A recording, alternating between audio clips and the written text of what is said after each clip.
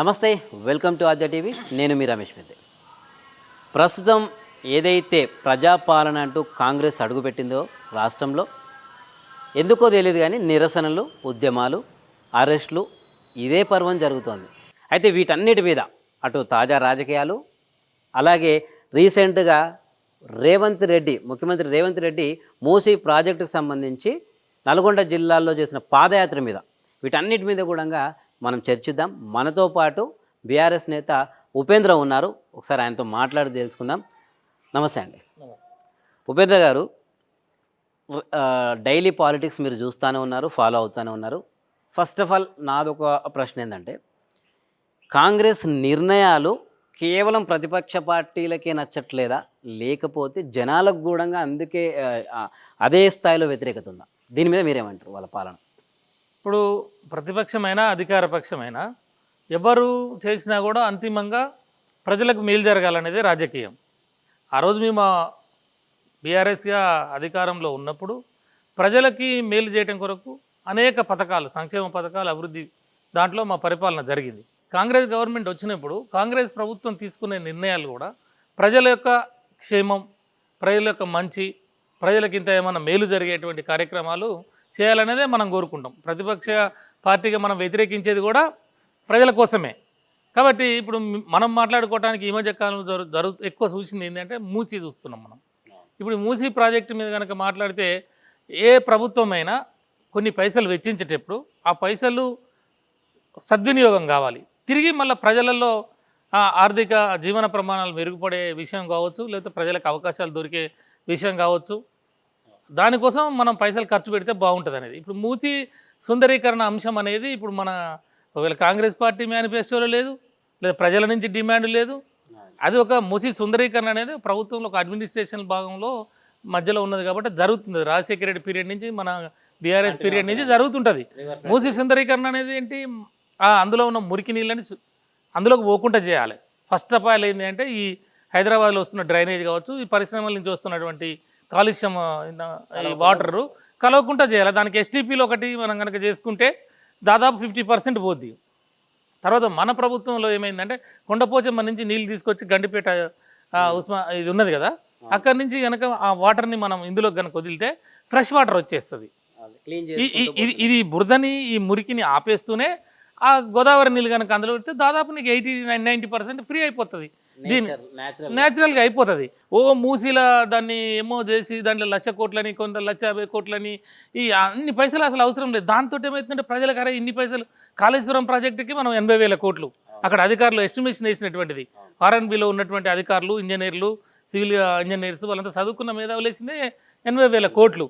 దాని అన్ని వేల కిలోమీటర్లు మన సొరంగ మార్గాలు ఉన్నాయి, టన్నెల్స్ ఉన్నాయి, అనేక రిజర్వాయర్స్, మనం కొత్తగా కొండపోచమ్మ సాగర్, మల్లన్న సాగర్ మనం క్రియేట్ చేసినటువంటి అది. కాళేశ్వరం అనేది పెద్ద సబ్జెక్టు. కొన్ని 100,000 కిలోమీటర్లు వాటర్ని తీసుకొచ్చి ఒక 600 కిలోమీటర్లు సముద్ర మట్టానికి తీసుకొచ్చేసి అలా 40 లక్షల ఎకరాల భూమికి మనం అవునన్నా కాదన్నా, కొంతమందికి నచ్చినా నచ్చకపోయినా వాటర్ ఇచ్చాం కదా మనం. దాంతో కదా కాళేశ్వరం వాటర్ తోటి 40 లక్షల ఎకరాలు సేద్యమైంది. ఇలా ఎక్కడ సూర్యాపేట జిల్లా, ఎక్కడ గోదావరి నీళ్లు. మా కళలో కూడా మా ఫాదరు ఆయన రైతు కూలీ సంఘం తాలూకా నాయకుడు ఉండే, మాకు ఏంది పోచంపాడు కాలువ రావాలి, మూసి మురికి నీళ్ళు వద్దు, కృష్ణా నీళ్ళే ముద్దు, ఇవన్నీ ఉద్యమాలు చేశారు వాళ్ళు. చిన్నప్పుడు మేము మూసి నీళ్ళు తాగి పెరిగినాం సూర్యాపేటలో, మాది సూర్యాపేట. ఆ మూసి నీళ్ళు స్పష్టంగా మూసి నీళ్ళు తాగి ముక్కు మూసుకొని తర్వాత ఆ వాసన వదిలేసాం వాళ్ళం. అంత కళ్ళు కన్నా ఘోరంగా ఉండే నీళ్ళు. మూసి నీళ్ళు తాగాలని ఎవడు కోరుకోడు. నల్గొండ జిల్లాలో తప్పలే. తర్వాత మనకి కృష్ణా నీళ్ళు వచ్చిన తర్వాత, మిషన్ భగీరథ వచ్చిన తర్వాత సూర్యాపేట మొత్తం కూడా మంచి వాటర్ వచ్చింది. మీరు సద్దల చెరువు చూడండి, పోయి ఒకరోజు ఇంటర్వ్యూ చేద్దాం, అక్కడ పోదాం మనం. బ్రహ్మాండంగా మనకి తాగునీరు వచ్చేసింది, మూసి నీరుకి పోయినాయి. ఇప్పుడు కాకపోతే ఏంటంటే ఇప్పుడు ఏదైతే నల్గొండ జిల్లా కాకపోతే రంగారెడ్డి జిల్లా కొంత ప్రాంతం మాత్రం చాలా, ఇది సిటీ దాటిన తర్వాత చాలా కాలుష్యతమైన ఉన్నది. ఇప్పుడు దాన్ని సెట్ చేయటం కొరకు ఈ ఎస్టీపీలు ఒకటి, సీవరేజ్ ట్రీట్మెంట్ ఉన్నాయి, అవి జరుగుతున్నాయి, అది అండర్ ప్రాసెస్.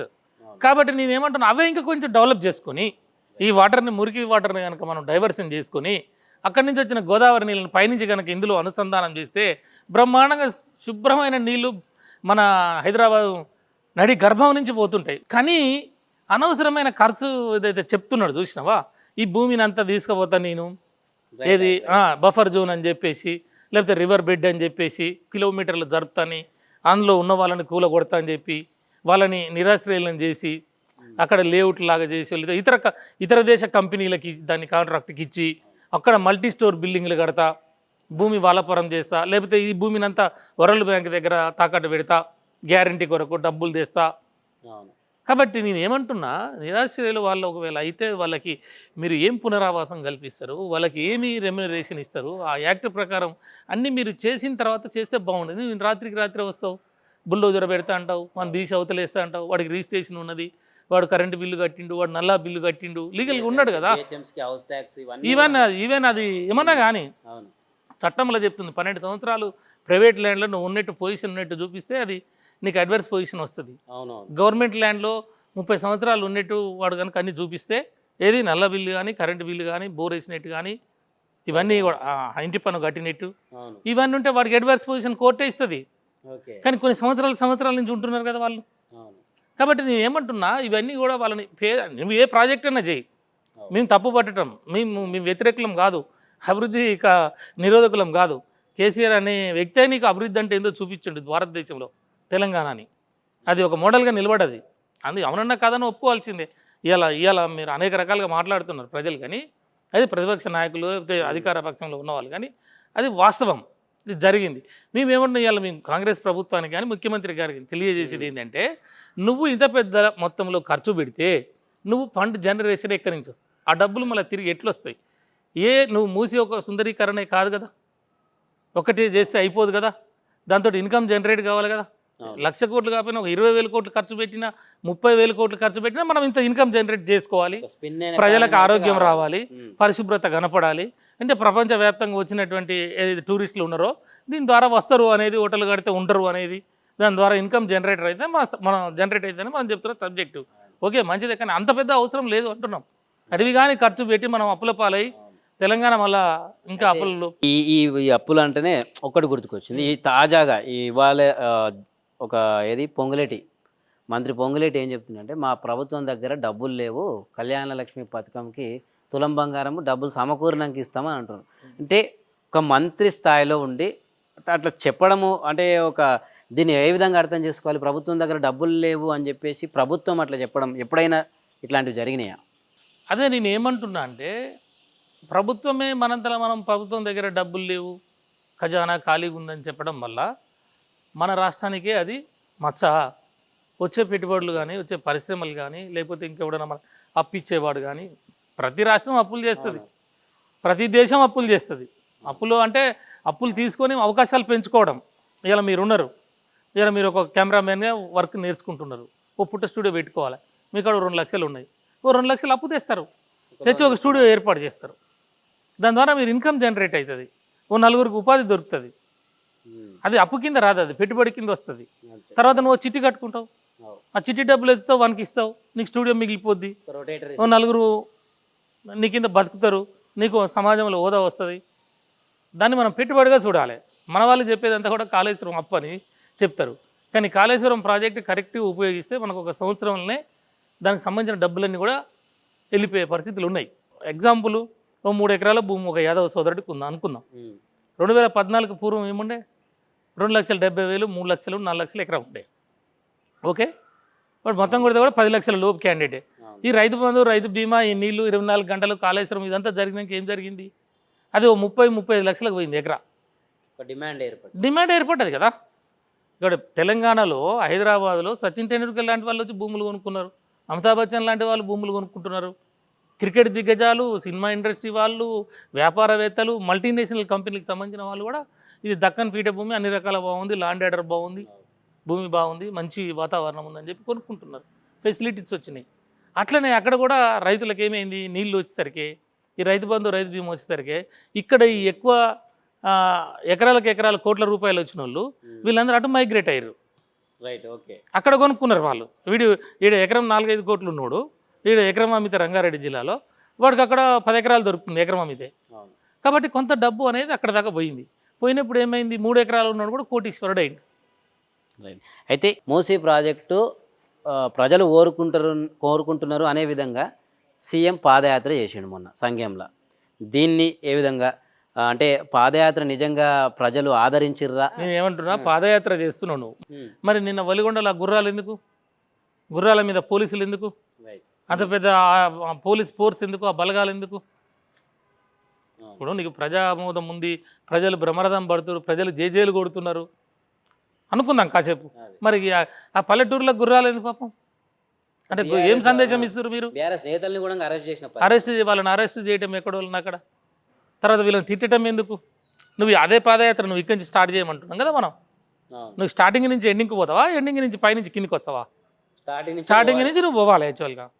మరి ఇవాళ నువ్వు అక్కడికి ఎందుకు పోలేదు? నువ్వు అక్కడికి పో, నువ్వు అక్కడి నుంచి పాదయాత్ర స్టార్ట్ చేయండి. అక్కడ ప్రజాభిమోదం ఉందా లేదంటే మా హరీశ్రావు గారు కూడా అన్నాడు కానీ నువ్వు సెక్యూరిటీ లేకుండా రప్పు వాడికి అని చెప్పి మరి నువ్వు స్వీకరించినవా? రాజకీయంగా అనొచ్చు వాళ్ళు, హరీశ్రావు గారు రమ్మనొచ్చు, కేటీఆర్ గారు, కేసీఆర్ని కూడా రమ్మంటాడు. మాటలు మాట్లాడడానికి ఏముంది, ఎన్ని మాటలైనా మాట్లాడదు. అంతిమంగా దీన్ని డిసైడ్ చేసేది ప్రజలు అంటున్నాం మేము. ఒకవేళ నిజంగా నీకు ప్రజామోదం ఉంటే నువ్వు మూసి ఏదైతే స్టార్టింగ్ పాయింట్ ఉందో, ఎక్కడి నుంచి అయితే బాధితులు ఉన్నారో, ఈరోజు మొన్న ఏడ్చుకుంటా రోడ్ల మీద పడి ఆ పిల్లలు పెద్దలు ఎవరి ఇండ్లు అయితే నువ్వు గూలగొట్టినప్పో, అక్కడి నుంచి నువ్వు నిజంగా ఈ సెక్యూరిటీ లేకుండా, ఈ గుర్రాలు లేకుండా, ఈ ర్యాపిడ్ యాక్షన్ ఫోర్స్ లేకుండా, ఈ మిలిటరీ లేకుండా, ఈ స్పెషల్ పోలీస్ లేకుండా నువ్వు పోరాదు. మరి ఇక్కడనే తేలిపోతుంది కదా, మేము కూడా వస్తాం. నువ్వు ఇక్కడ వదిలిపెట్టి అక్కడ అక్కడ ఇబ్బంది ఉంది, ఓకే, వాళ్ళు కావాలంటారు. రైతులను కూడా ఏమనలేము కాబట్టి వాళ్ళకి ప్రాబ్లం ఉంది. మేము ఏమన్నా ఇప్పటికి కూడా మళ్ళీ మేము చెప్పేది అదే, దీన్ని రాజకీయం చేయదలుచుకుంటే రాజకీయం చేయొచ్చు. అక్కడ కావాలనుకున్నాను కూడా పాదయాత్ర కాదు, ఇక్కడ ఇబ్బంది పడేటువంటి దగ్గర కూడా నువ్వు పాదయాత్ర చేయాలి కదా. ఇది ఒక లాజిక్ అనమాట, ఇది రాజకీయం. 50 కిలోమీటర్ల దాకా కాబట్టి ఇంకోటి ఏంది, అసలు మేము ఏమంటున్నాం, అసలు ఈ మూసికి మురికి కావడానికి కారణం ఎవరు? కాంగ్రెస్ పార్టీ కాదా? మెజార్టీ రూల్ ఎవరు చేసిరు ఈ రాష్ట్రంలో? ఆంధ్రప్రదేశ్ ఏర్పడిన తర్వాత, ఉమ్మడి ఆంధ్రప్రదేశ్ ఏర్పడిన తర్వాత ఈ రాష్ట్రంలో రూల్ చేసింది ఎవరు? కాంగ్రెస్ పార్టీ కాదా? తర్వాత తెలుగుదేశం పార్టీ కాదా? మరి ఏ రోజన్నా మీరు తట్టెడి మట్టి తీసిరా? ఆ రోజు మీకు మూసి సుందరీకరణ ఎందుకు గుర్తుకు రాలేదు అంటున్నా నేను. అసలు నువ్వు చేసిందే మూసిని మురుకు కుంపుగా తయారు చేసిందే కాంగ్రెస్ పార్టీ. ఏదైతే సంక్షేమ పథకాలు ఉన్నాయో హామీలు నెరవేర్చడం అనే విధంగా బట్టి విక్రమార్క గారు ఒకటి అనౌన్స్ చేశారు. ఏది? ప్రజా విజయోత్సవ సంబరాలని ఈ నవంబర్ 14 నుంచి డిసెంబర్ 9 వరకు ఆ రోజు ముగింపు ఉంటుందని చెప్పేసి అంటున్నారు. ఏదైతే డిసెంబర్ 9 అటు సోనియా గాంధీ బర్త్డే కూడా.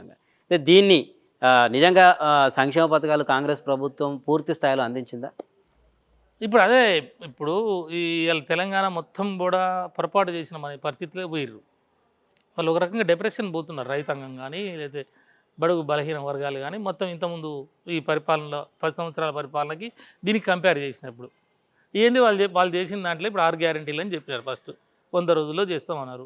ఉచిత బస్సు అన్నాడు, ఆ ఉచిత బస్సు పెట్టినాడు. ఉచిత బస్సులు ఏమవుతుందో మనం చూస్తున్నాం. తర్వాత నువ్వు 10,000 ఇస్తానంటే 15,000 కల్పిస్తాను. ఏది? రైతు భరోసా అన్నావు, అది ఎక్కడ పోయిందో తెలియదు. కౌలు రైతుకు డబ్బులు ఇస్తా అన్నావు, 12,000 ఏమి ఇస్తా అన్నావు.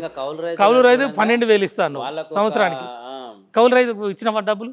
ఎంతమందికి ఇచ్చినావు? ఆడబిడ్డలకు 2,500 ఇస్తాను, ఇచ్చినవా నువ్వు? నిరుద్యోగులకు ఇస్తా అన్నావు, ఇచ్చినవా నువ్వు?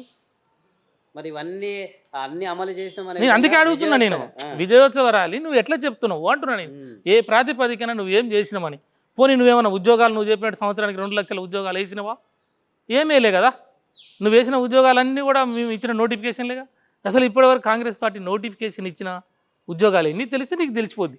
పోనీ నువ్వు 6 నెలల కులగణన చేస్తాను. బీసీల విషయానికి వస్తే గ్రామ పంచాయతీల రిజర్వేషన్లో స్థానిక సంస్థల్లో 42% రిజర్వేషన్ ఇస్తా అన్నావు. ఇప్పటివరకు దిక్కు మొక్కు లేదు. నువ్వు బీసీ కమిషన్ అని వేసినావు. ఆ బీసీ కమిషన్గా వద్దని మేము నెత్తినవరు కొట్టుకొని బీసీ సంఘాలు మొత్తం కూడా రోజు మాట్లాడినాయి. మేము కూడా చెప్పినాం, మీరు చేస్తున్నది కరెక్ట్ కాదయా, సుప్రీంకోర్టు జడ్జిమెంట్ ఉన్నాయి, మీకు లా తెలియకపోతే తెలుసుకోండి. అక్కడ బీసీ మంత్రిత్వ శాఖ కానీ లేకపోతే ముఖ్యమంత్రి గారు కానీ లేకపోతే ఇతర నాయకులు కానీ దానికి సంబంధించిన బీసీ నాయకులు కానీ మీరు కూర్చొని చర్చ పెట్టుకోండి. అక్కడ పైన జడ్జిమెంట్లు ఏమున్నాయి, గతంలో మహారాష్ట్రలో ఏం జరిగింది, మధ్యప్రదేశ్లో ఏం జరిగింది, ఎవరు సక్సెస్ అయ్యారు దీంట్లో, బీహార్లో ఎందుకు ఫెయిల్ అయింది, అన్ని 100 కోట్లు ఖర్చు పెట్టినా, ఇవన్నీ కూడా దీనికి ఒక పద్ధతి ఉన్నదని చెప్తే పట్టించుకోకపోతుంది. పాత కమిషన్ ఉందంటే బీఆర్ఎస్ కమిషన్ ఉంది, కమిషన్లకు కూడా పార్టీలాగా మాట్లాడితే ఇప్పుడు డిసెంబర్లో వస్తే ఆగస్టులో అయిపోయింది కమిషన్ది. మరి ఇదే డెడికేటెడ్ కమిషన్ ఎవరన్నా పెడితే అయిపోవుగా, 2 నెలలు కంప్లీట్ అవుగా. అప్పటికే మేము అన్ని రాష్ట్రాలు తిరిగి సేకరించి వర్క్ అంతా చేసి క్వశ్చన్ పేపర్తో సహా తయారు చేసి ఉంచినాం. కాసేపు అనుకుందాం, సుప్రీంకోర్టు జడ్జిమెంట్ డెడికేటెడ్ కమిషన్ చేయాలనుకుందాం, మేము కూడా అగ్రీ అవుతున్నాం. మేము ఉండగానే నువ్వు డిసెంబర్లో వస్తే జనవరిలో డెడికేటెడ్ కమిషన్ వేస్తే ఫిబ్రవరి మార్చికి అయిపోగా, అయిపోతుండే. ఓకే. ఏప్రిల్కి అయిపోవు, ఎలక్షన్స్ కూడా అయిపోవు. 12,000 గ్రామ పంచాయతీలు ఉంటే నువ్వు చెప్పే 42% ఇచ్చినా 12 48 5,000 మంది ఇలా బీజీ సర్పంచులు సోదరులు అవుదురు కదా, ఎంపీటీసీలు అవుదురు కదా, వార్డు మెంబర్లు అవుదురు కదా, మున్సిపల్ చైర్మన్లు అవుదురు కదా, జిల్లా పరిషత్ చైర్మన్లు అవుదురు కదా. అంటే దీని ఉద్దేశం ఏంది? మీరు అంటే కావాలని ఆపుతుండేట వాళ్ళని నాయకులు కావద్దా? బీసీలు ఎస్సీలు బీసీలు వాళ్ళు సర్పంచులు కావద్దు, జిల్లా పరిషత్ చైర్మన్లు మండల పరిషత్ చైర్మన్ కావద్దా? అంటే మరి కాకుండా మీరు డైరెక్ట్ ఎమ్మెల్యే చేతిలో మీ అధికారం ఉండాలని కదా. వీళ్ళందరూ కూడా అయ్యో అప్పని ఊర్లలో వచ్చి మళ్ళా పరిపాలన వ్యవస్థ మొత్తం మళ్ళీ మార్పు అంటే ఇదేనా? మార్పు అనేది పురోగమనమా తిరోగమనమా? ఈ పేద వర్గాలు, బడుగు బలిగిన వర్గాలు నాయకులు కాకుండా, తెల్ల చెట్టు వేసుకోకుండా, సర్పంచులు కాకుండా, ఎంపీటీసీలు కాకుండా మళ్ళీ పూర్వం ఈ వైభవం తెచ్చుకోవడానికి అందుకు చేస్తావు అంటున్నా. నేను ఉత్సవాలు దేనికి చేస్తావు నువ్వు ఉత్సవాలు? ఇవాళ హాస్టల్లో పిల్లలు విద్యార్థులు సరైన భోజనాలు లేక, తిండి లేక, ఆహారం కలుషితమై ఇవాళ ఎంతమంది చచ్చిపోయినారండి గురుకుల పాఠశాలల్లో? పిల్లలు చంపుతున్నారని మీరు ఇదే ఉత్సవాలు చేస్తారు అంటున్నా నేను. దేనికి మీరు ఎవరు ఒక పని చెప్పండి, మీరు చెప్పింది మీ ప్రజలకు మేలు జరిగిందని మీ ఒక్క స్కీమ్ చెప్పండి. ఎట్లా నువ్వు ఏ రకంగా నువ్వు బేరీజ్ చేస్తావు? బీసీలను చూస్తే ఈ రకంగా ఉన్నది, రైతులు చూస్తే ఆ రకంగా ఉన్నది. ఓ దళిత బంధువు నిన్న చూసినావు కదా, అక్కడ పాడి కవికిసిరెడ్డి ఏం చేసినారు? దళితులందరూ కూడా రోడ్డు మీదకి వచ్చి మాకు అయ్యా మా అక్కడ 10 సార్లు కలెక్టర్కి తిరిగి అప్లికేషన్లు పెట్టినారు వాళ్ళు. మన గవర్నమెంట్ పోయినా కానీ, గవర్నమెంట్ వచ్చిన కానీ కొంతమందికి దొరికింది, కొంతమంది దొరకలే కదా. ఎవరికైనా ఆశనే కదా. గవర్నమెంట్ 12 లక్షలు ఇస్తాను నువ్వు, పైగా 10 లక్షలు కాదు ఇంకా 2 లక్షలు కల్పిస్తా అన్నాడు అన్న, ఎక్సెస్ ఇస్తా అన్నాడు. చెప్పినావు కదా. మరి నిన్న ఏమడిగిరు ఆ దళితులు? హుజురాబాద్ దళితులు ఏమడిగిరు? అక్కడ ఎమ్మెల్యే కాడికి పోయి అయ్యా మా పైసలు మాకు రావాలి, ఇంకా మాకు రాలేదు, మేమంతా ఎలిజిబిలిటీ ఉన్నామని అప్లికేషన్స్ ఇచ్చారు. ఎలిజిబిలిటీ ఉన్నోళ్ళే వాళ్ళందరూ కలిసి ఏం చేశారు? ఇట్లా కాదు, మనం సెంట్రల్ డెమోక్రసీలో నిరసన అనేది ఒక హక్కు. అంబేద్కర్ గారి బొమ్మ ఉన్నది, అక్కడ అంబేద్కర్ బొమ్మ గారికి పూలదండ వేసి అందరం కూర్చొని మాకు దళిత బంధు పైసలు రిలీజ్ చేయాలని చెప్పి ఒక అంబేద్కర్ గారికి ఒక వినతి పత్రం వేడుకోవడము, అక్కడి నుంచి కలెక్టర్ ఆఫీస్కి పోయి ఇవ్వాలనే దానికి పెట్టి వాళ్ళని కొడితిరి, వాళ్ళని అరెస్ట్ చేతిరి, చేతులు ఓడిపెట్టి డొక్కల గుద్ది. ఏంది ఇది? ఒక ఎమ్మెల్యేకి ఇది ఉత్సవాలు అంటున్నా నేను. ఒక ప్రజాప్రతినిధి ఆ రకంగా ఇబ్బంది పెట్టడం ఉత్సవాలు చేస్తావా అంటున్నా నేను. గతంలో 10 ఏళ్ళు తెలంగాణ ఏర్పడింది కాబట్టి ప్రభుత్వము చేయాలి, ఎందుకంటే అది ఉద్యమం ద్వారా వచ్చింది కాబట్టి తెలంగాణ ఏర్పడ్డది. అట్లాంటప్పుడు దశాబ్ది ఉత్సవాలు చేస్తే వీళ్ళు విమర్శించారు. మరి ఇక్కడ దీన్ని ఎట్లా అర్థం చేసుకోవాలి మనం? వీళ్ళు విజయోత్సవ ర్యాలీలు కావచ్చు, లేకపోతే విజయోత్సవ సంబరాలు కావచ్చు. నేను ఏమంటున్నా, ఈ తెలంగాణ ఉద్యమం అనేది భావోద్వేగాలనే ఇప్పటికి కావాలి, గత 50-60 సంవత్సరాల నుంచి ఉన్నారు. రైతాంగ సాయుధ పోరాటం, భూమి భుక్తి కోసం, విముక్తి కోసం నల్గొండ జిల్లాలో మొత్తం కూడా మనం కోరుకున్నాం. ఆనాడు రజాకార్లకు వ్యతిరేకంగా పోరాటం చేసిన తెలంగాణ. 69లో ప్రత్యేక తెలంగాణ కావాలని 400 మంది చనిపోయారు. 2009లో 1200 మంది చనిపోయారు. ఇదంతా ఏందో ఒక ప్రాంతం అణచివేతకు, అస్తిత్వానికి, ఆత్మగౌరవానికి సంబంధించినటువంటి అంశం. ఓ న్యాయం కోసం, ధర్మం కోసం జరిగిన పోరాటం. ఆ పోరాటంలో మనం గెలిచినాం, వచ్చిన రాష్ట్రం ఏర్పడ్డది, తర్వాత కేసీఆర్ గారు ముఖ్యమంత్రి అయ్యారు. అయితే ఇలాంటి సన్నివేశాలని మనం ఒక ఉద్విగ్న క్షణాలు అవి. ఆ రాష్ట్రం ఏర్పడే సంవత్సరం వచ్చినప్పుడు ఏంటంటే మనందరం అమరవీరుల ఆశయాలను మనం సాధిస్తుండే, వాళ్ళ ఆత్మలు వాళ్ళందరూ కూడా మనందరం కూడా సంతోషంగా ఉండాలని విజయోత్సవాలు చేసి దానికి ఒక అర్థం ఉంది, అది చేయాలి కూడా. అప్పటికి 10వ సంవత్సరం అంటే పూర్తి స్థాయిలో రాష్ట్రం విడిపోయినట్టుగా, అది మామూలు విషయం కాదు, అది కంపల్సరీ, అది మనం చేయాల్సిందే, అది గవర్నెన్స్ ప్రకారం చేయాల్సిందే, మనం ఖర్చు పెట్టుకోవాల్సిందే, పైసలు ఉన్నా లేకపోయినా, ఎందుకంటే అది అస్తిత్వం కోసం జరిగిన పోరాటం కాబట్టి. ఆ అస్తిత్వాన్ని, ఆత్మగౌరవాన్ని మనం జనాలకి, ప్రపంచానికి చూపించుకోవాలి. అది తెలంగాణ రాష్ట్రం నిలబడుతుంది. ఏమన్నావు? పాచికల్లు తాగినోడా నువ్వు, పరిపాలన చేయలేను అన్నావు నువ్వు. తెలంగాణకు పరిపాలన రాదురా, మీరు ఏం చేస్తారా, మీకు ఎందుకు తెలంగాణని మాట్లాడిన ఆంధ్ర సమాజం ముందల? నా తెలంగాణ ఏర్పడ్డది, నా తెలంగాణ పరిపాలన చేస్తున్నది, నా తెలంగాణకు ముఖ్యమంత్రి ఉన్నాడు, నా తెలంగాణకు అసెంబ్లీ సెక్రటరియట్ ఉంది, మేము విజయోత్సవాలు చూస్తున్నాం, చూడు కొడక అని చెప్పి వాడికి చెంప చెల్లును కొట్టే విధంగా మనం చూపించాల్సి వచ్చింది ఆ రోజు. దాంట్లో తప్పేం లేదు. ఆ రోజు వీళ్ళు నెత్తి నోరు వేసుకొని నెత్తి మీద నోరు పెట్టుకొని మాట్లాడేది. వాళ్ళు మాట్లాడినన్ని విమర్శలు కూడా వాళ్ళు మాట్లాడుతుంది తప్పు అని చెప్పి వాళ్ళకు కూడా తెలుసు. కాకపోతే ఏంటంటే రాజకీయం, పవర్ కోసం మాట్లాడేది. ఇవాళ మేమేమంటున్నాం? ఇవాళ నువ్వు చేస్తా అంటున్నావు, నువ్వు ఏం సాధించడం అని నువ్వు విజయోత్సవాలు చేస్తావు, అది చెప్పాలి కదా నువ్వు. విద్యార్థుల మీద నిన్న కాక మొన్న నువ్వు ఆ విద్యార్థుల నెత్తి మీద తుపాకులు పెట్టి రాజకీయం చేసినావు. వాళ్ళ మెడల మీద బూట్లు వేసుకుని ఎక్కి నడిచి నువ్వు రాజకీయ మెట్లు ఏర్పరచుకొని నువ్వు ఇలా సీట్లు కూర్చున్నావు. నువ్వు 6 నెలలు తిరగకముందే వాళ్ళ మీద లాఠీ చార్జ్ చేసినావు విద్యార్థుల్ని. అందుకు చేస్తావా నువ్వు విజయోత్సవాలు? మొత్తం నిర్బంధం దేనికి నువ్వు అందుకు చేస్తావా విజయోత్సవాలు? విద్యార్థులను కొట్టించని చేస్తావా? రైతులు ఆత్మహత్యలు చేసుకుంటుంది చేస్తావా? గురుకుల పాఠశాలల్లో పిల్లలు ఇబ్బందులు పడుతుంది చేస్తావా? ఇలా హైదరాబాదు అంత పెద్ద పతాక స్థాయికి పోయిన హైదరాబాద్ నగరాన్ని ఇలా మొత్తం కూడా ఇంటర్నేషనల్లో దీన్ని రియల్ ఎస్టేట్ అంతా పడిపోతున్నది. ఇక్కడికి పోతే సరైనటువంటి లేదు. వ్యాపార పరంగా ఉన్న ఇంటర్నేషనల్ కంపెనీలన్నీ ఐటీకి సంబంధించిన కంపెనీలు బయటికి పోతున్నది చేస్తావా? దీనికి చెప్పాలి కదా ముఖ్యమంత్రి గారైనా ఉప ముఖ్యమంత్రి గారైనా మంత్రులైనా. అందుకే మేము ఏమంటున్నావు, నీ విజయోత్సవాలకు అర్థం లేదు. నువ్వు ఇంకా స్టార్ట్ కూడా చేయలేదు. నువ్వు ఎక్కడ సక్సెస్ కాలేదు. నువ్వు చెప్పిన పథకాలు ఏవి కూడా ఇంతవరకు ప్రజలకు ఇంకా సరిగా అందట్లేదు అని మేము అంటున్నాం. మేము అనటమే కాదు, నువ్వు తెలుసుకుంటున్నాం. మేము అన్ని రకాలుగా చేసి నువ్వు ఇచ్చిన వాగ్దానాలు చేస్తే మేము కూడా మహాప్రభు అంటాం. మహాప్రభు బ్రహ్మాండంగా చేస్తున్నాం అని చెప్పి తానెత్తిన చప్పట్లు కొడతాం. కానీ నువ్వు ఇచ్చిన వాగ్దానాలలో పనికొచ్చే వాగ్దానాలు లేవు. ఫస్ట్ ఆ పనికి మాలిన వాగ్దానాలు కూడా నువ్వు అన్నీ అమలు చేయలేదు. 420 హామీలు ఉన్నాయి. అవి ఎప్పుడు చేస్తావు ఎవరికి తెలియదు. అవి చేయకపోగా ఏదో వాళ్ళు పావులో కాయకష్టం చేసుకునే వాళ్ళని ఇల్లు కూడా కొడితివి. హైడ్రా పేరు అని చెప్పేసి నీ ప్రభుత్వంలో ఇచ్చిన పర్మిషన్ వాళ్ళని వీళ్ళని అందరినీ ఈరోజు వలనాగం పట్టిస్తేవి. హైదరాబాద్లో రియల్ ఎస్టేట్ మొత్తం పడిపోయాయి. ప్రభుత్వం తిరోగమనం అవుతుందా పురోగమనం అవుతుందా? ఇక్కడ ఈ స్థాయిలో ఉన్న తెలంగాణ రాష్ట్రానికి సంబంధించిన పేరు ప్రఖ్యాతుల్ని ఇక్కడ తీసుకొచ్చినాను. వెనకపోతుంది అంటున్నా తెలంగాణ. ఓకే, కాబట్టి నేనేమంటున్నా, అభివృద్ధి మార్పు అనే ప్రజలు ఏదైతే కోరుకున్నారో ఆ రోజు వీళ్ళ మాయ మాటలకి దాంట్లోకి పోయి వాళ్ళు తెలిసో తెలియకో పొరపాటు చేసిరు. ఇవాళ మొత్తం నెత్తి పట్టుకొని కూర్చున్నారు రైతాంగం కానీ బీసీలు ఎస్సీలు అందరూ కానీ తెలంగాణలో. మరి కూర్చున్న వాళ్ళకి ఇవాళ అర్థమైపోయింది. ఇవాళ ఏం చేసే పరిస్థితి లేదు. మళ్ళీ అన్ని అబద్ధాలు చెప్పిండు, ఏం చేయలేదు, విజయోత్సవాలు అంటున్నాడు. ఇవాళ వాళ్ళు దేంతో నవ్వాలో అర్థం కావట్లేదు వాళ్ళు. ఆ ప్రజలకి ఇది ఏం జరిగింది తెలంగాణలో, ఎందుకు జరిగింది ఇది అని చెప్పేసి అర్థం కాని పరిస్థితి ఉన్నది.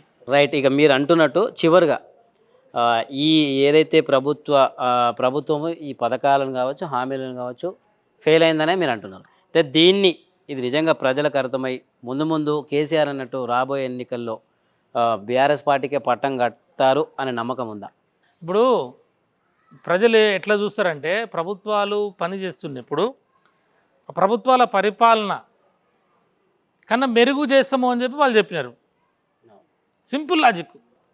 అరే 10,000 అట, ఈయన 10,000 ఇస్తుండు 15,000 ఇస్తాను అంటుడు. ఈయన ₹1,00,000 కళ్యాణ లక్ష్యం అన్నాడు, తులం బంగారం అన్నాడు. ఇవి బేరీజ్ చేసుకున్నారు వాళ్ళు. ఓకే, బేరీజ్ చేసుకున్న తర్వాత ఓట్లేసారు. ఇప్పుడు వచ్చిన పరిపాలన చేస్తున్నాం. నువ్వు అనుకునేటే కాసేపు. ఇప్పుడు నువ్వు ఫెయిల్ అయినావని కూడా నేను అంటులే. మా సార్ కూడా ఏమన్నాడు కేసీఆర్ గారు, ఇప్పుడే ఏం మాట్లాడకండి, మీరు వాళ్ళకి టైం ఇవ్వండి, పబ్లిక్ మనం కాదన్నప్పుడు మనం పక్కకుందాం కాసేపు. వాళ్ళకు కూడా అవకాశం ఇచ్చిర్రు. వాళ్ళని కూడా రూల్ చేయనియండి. వాళ్ళకి ఏం అవగాహన ఉంది వాళ్ళు కూడా కుదురుకోవాలి కదా. మంచి ఏంది చెడు ఏంది, బడ్జెట్ ఏంది, ఆదాయం ఎంత, ఖర్చు ఎంత, మిగులు ఎంత, ఇంకేమైనా తగులుతుందా అనేది కొంచెం ఒక 4-5 నెలలు 6 నెలలు అయితే వాళ్ళ గ్రిప్ కొంచెం వస్తుంది ఐడియా. తర్వాత పరిపాలన మీద ప్రజా సంక్షేమం గురించి పోనీయండి, మనం తొందరపడద్దు అని చెప్పి ఒక 1 year టైం ఇద్దామని చెప్పి ముఖ్యమంత్రి గారు రాంది కూడా అందుకే. కేసీఆర్ గారు మరి 40 సంవత్సరాల రాజకీయ జీవితాలలో ఉన్నవాడు. అందరి మంత్రులుగా చేసినాడు, ముఖ్యమంత్రి చేసిండు, కేంద్ర మంత్రి చేసిండు, వార్డు మెంబర్ తోటి, సర్పంచ్ తోటి, అందరితోటి ఆయనకి కనెక్టివిటీ ఉంటుంది. తెలంగాణ అందుకే నేను ఏమంటున్నా, తెలంగాణ ప్రజల యొక్క నాడి రాజకీయ సామాజిక ఆర్థిక నేపథ్యం అంతా కూడా కేసీఆర్కు ఉన్నంత అవగాహన మరే నాయకునికి లేదు.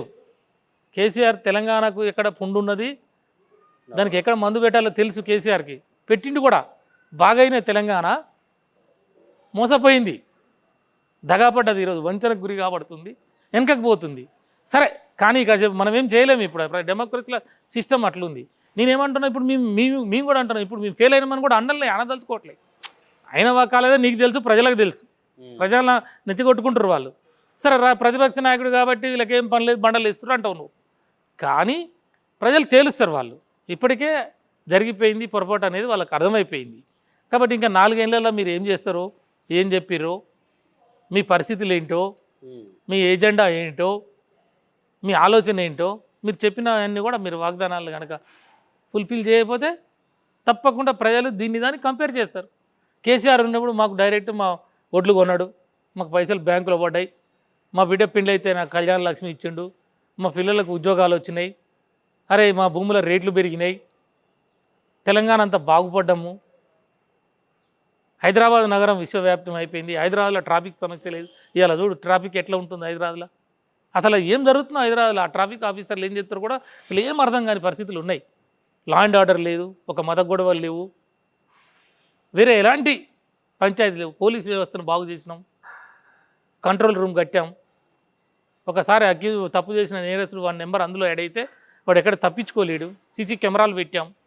అరే అట్లా ఉన్న తెలంగాణ ఏడికి పోయినా అరే తెలంగాణ అంటే బ్రహ్మాండంగా సంతోషపడే పరిస్థితి తెచ్చినాం మనం. అటువంటిది అలా ప్రజలకు తెలివి తక్కువలా. ప్రజలు నువ్వు ఊకనే ఎగిరే పిట్టకి లెక్క పెడతారు వాళ్ళు ఊర్లల్లో. ఎగిరే పిట్టకి ఎన్నింటికలు ఉన్నాయో లెక్క పెట్టేంత ఉంటుంది వాళ్ళకి. అసలు రాజకీయం అంతా వాళ్ళ దగ్గర ఉంటుంది. మనం అనుకుంటాం ఏదో జర్నలిస్టులమో ఏదో అడ్వకేట్లమో మేము పేపర్లో చదువుతున్నాం రోజువారం అనుకుంటాం, కానీ వాడు 2 నిమిషాల్లో తేల్చేస్తాడు నీ కథ, ఎవరి కథ ఏందనేది ఆల్రెడీ వాళ్ళకి తేలిపోయింది. కాబట్టి నేను అనేది ఏంటంటే మంచి చేసిన వాడిని వదిలిపెట్టి చెడు అంటే మేలు చేయని వాళ్ళని ఎన్నుకున్నాం అనేది వాళ్ళకి అర్థమైపోయింది. మళ్ళీ మేలు చేయని వాళ్ళని ప్రభుత్వాలని వాళ్ళు ఎన్నుకుంటాం. పిచ్చోళ్ళు ఏమన్నా తెలివి లేని వాళ్ళ, తెలివి తక్కువ వాళ్ళ. కాబట్టి ఈ రెండు కంపేర్ చేస్తారు. ఇటు కాంగ్రెస్ ప్రభుత్వం చేసిన 5 ఏళ్ళు, అంతకుముందు 10 ఏళ్ళు జరిగిన పరిస్థితుల్ని, కేసీఆర్ రూల్ని, రైతుని నిత్యం పెళ్లి కొడుకు చేసినాం మేము. నిత్యం పెళ్లి కొడుకే రైతు బంధు, రైతు బీమా, 24 గంటల కరెంటు, స్వచ్ఛమైన విత్తనాలు, డైరెక్ట్ కొనుడు, డబ్బులు వేసుడు. రైతుకి ఎక్కడ చిన్న కష్టం ఉందో చెప్పండి? 70% 80% రైతులే కదా. వాళ్ళకి ఎక్కడైనా ఇబ్బంది కలిగించినాం మనం మన ప్రభుత్వంలో? బ్రహ్మాండంగా ఉన్నారు. అందుకే నేనేమంటున్నా, రైతు నిత్యం పెళ్లి కొడుకు అయినాడు. అప్పుడు రైతు కూడా మంచి ఎంప్లాయీగా తయారైపోయినాడు తెలంగాణలో. అటువంటి రైతు ఇలా ఊర్లో పోయి అడిగితే తెలియదా? కాబట్టి మహాప్రభు చేసిన కాడికి చాలరా నాయన, ఇక చాలు, మీరు ఏదో నీకు ఓట్లు వేసినందుకు మేము ఆ చెప్పుతోటి మేము కొట్టుకునే పరిస్థితులు తెచ్చిరనే పరిస్థితులు వచ్చినాయి. రైట్. అయితే చూద్దాం మరి ముందు కాంగ్రెస్ పాలన ఏ విధంగా ఉంటుంది, మరి బీఆర్ఎస్ కూడా ఇట్లనే నిత్యం పోరాడుతుంది అని అనుకుంటున్నాం ప్రజల తరపున. అండ్ థ్యాంక్ యూ అండి మాకు టైం ఇచ్చినందుకు. రైట్. అండ్ ఇది ఇవాల్టి మన ఇంటర్వ్యూ.